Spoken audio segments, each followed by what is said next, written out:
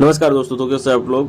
तीसरी वीडियो में हमने बात की थी कि गुनहगार को पकड़ लिया है। अभी उनसे पूछताछ चल रही थी और थोड़ी शक्ति दिखाने के बाद उन्होंने मुंह खोल दिया। आखिर कौन था मास्टरमाइंड और किसकी वजह से इतना बड़ा वो काम हुआ और गन कहाँ से आई, उन लोगों को पैसे कहाँ से मिले और इतना सब घूमना फिरना वो सब कहाँ से हुआ। तो चलो करते पूरी बात। इसमें एक लेडी डॉन की बहुत बड़ा किरदार है, जो हस्बैंड वाइफ, जी हाँ, पूजा साइनी करके जयपुर की रहने वाली, उसका और उसके हस्बैंड समीर उप महेंद्र का बहुत बड़ा किरदार है।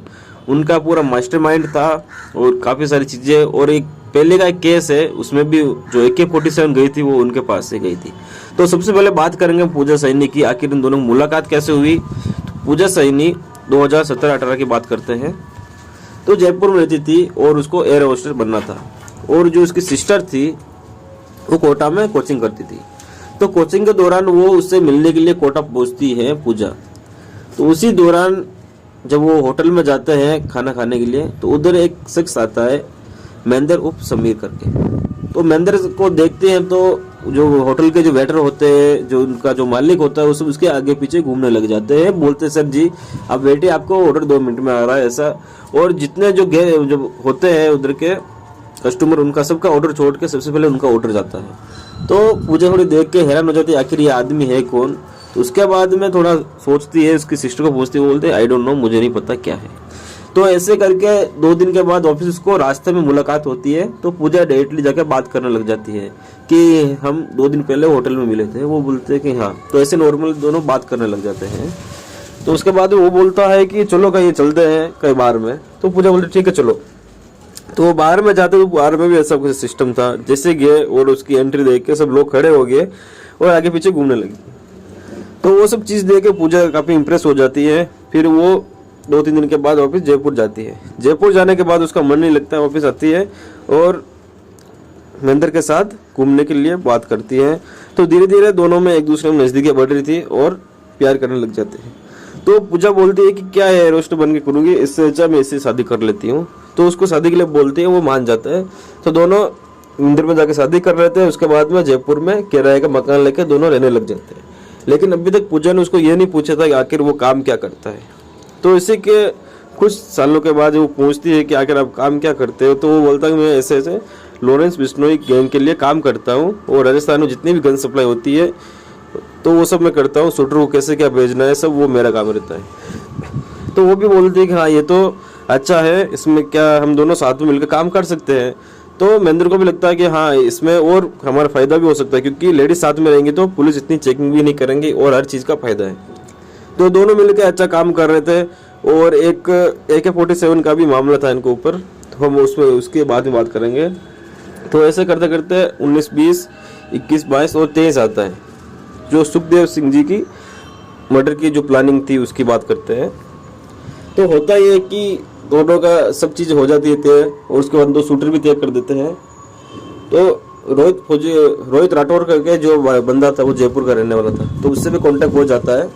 और उसके बाद नितिन फौजी होता है जो उसको बुलाया जाता है बाहर से।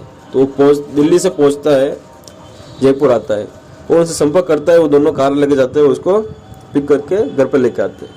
घर पे लेके आते हैं, इसको बैठाते, बोलते हैं कि तुम्हारे पास जो फ़ोन है फ़ोन बंद कर दो और इसके बाद तुम नहीं तो बाहर जाओगे, नहीं किधर जाना है, 3 टाइम खाना मिलेगा, इधर रहना है। तो ये सब कुछ होता है। और उसके बाद में वापस वो कार लेके निकलते हैं और रोहित राठौर के पास जाते हैं और उसको 20,000 रुपये देते हैं। बोलते हैं कि तुम इसमें से एक सेकेंड हैंड बाइक खरीद लो ताकि तुमको भागने में आसानी होगी। तो वो बोलता है ठीक है। तो ये सब चीज़ होती रहती है। 3-4 दिन निकल जाते हैं। उसके बाद में इनको ऑपरेशन का अंजाम देना था। तो उसके बाद में इनको रेडी करते हैं और नितिन के पास जाते हैं, नितिन फौजी के पास, एक गन का बैग लेके।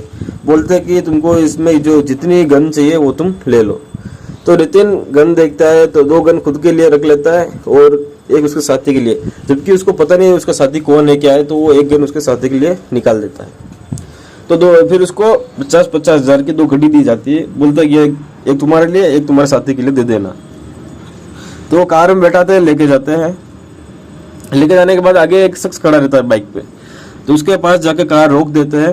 रोकने के बाद उसको उतारते, बोलते हैं कि ये तुम्हारा साथी है। तो जाते हैं, दोनों बात करते एक दूसरे से, फिर बाइक पे बैठे निकल जाते हैं।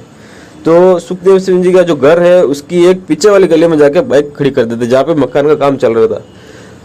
तो फिर उसके बाद में रोहित राठौर उसको बोलता है कि हम बाइक इधर ही खड़ी कर लेंगे और मर्डर करके इसके बाद में हम यहाँ से बाइक लेके निकल जाएंगे। तो दोनों का प्लान था ये। तो बाइक उधर रोकते हैं दोनों, और उसके बाद में एक शख्स और था जो उधर उनका इंतजार कर रहा था, जो नवीन शेखावत करके नाम है। तो उसके साथ बात करते हैं और वो अंदर लेके जाता है। उसके बाद में आपको मालूम होगा हत्या को अंजाम देते हैं। और उसके बाद में जब वो सब ना शूट आउट करके बाहर निकलते हैं, तो जहाँ पे बाइक खड़ी की थी उधर बाइक थी नहीं। तो इधर वो देखते भी नहीं और फटाफट आगे भागते रहते। तो उधर एक स्कूटी सवार युवक जा रहे थे, उसको गोली मार के उसकी स्कूटी लेकर भाग जाते हैं।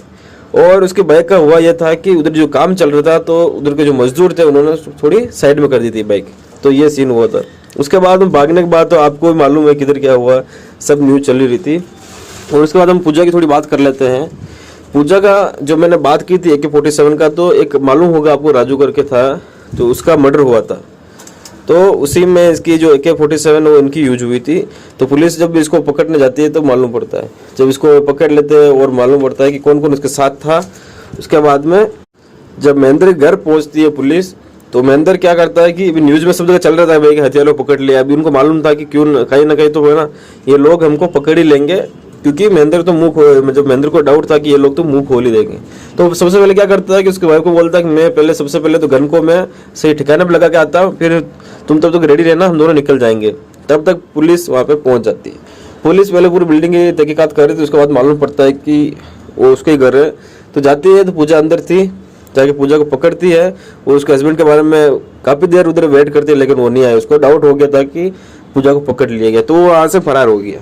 उसके बाद जब उसको लेके आते, पूछताछ करते हैं, तो उसका व्हाट्सएप ओपन करते हैं, तो वो AK-47 मिलती है जिससे राजू का मर्डर हुआ था। तो पुलिस को कहीं ना कहीं डाउट था कि ये पूरा जो राजस्थान के जितने मर्डर्स वगैरह होते हैं, तो गैंग सप्लाई का इनका ही काम है। तो इसके बाद में वो उसने काफ़ी सारे पर्देफाश किए कि भाई हमने वहाँ पर गन दी, वो किया, जो भी है। और सबसे अहम बात इसने पूजा ने ये बताई कि मर्डर करने के बाद जो गन होती है हम वापस कलेक्ट करते हैं, क्योंकि जो हमारी गन होती है वो काफ़ी महंगी होती है, कम से कम 10 से 15 लाख रुपए की।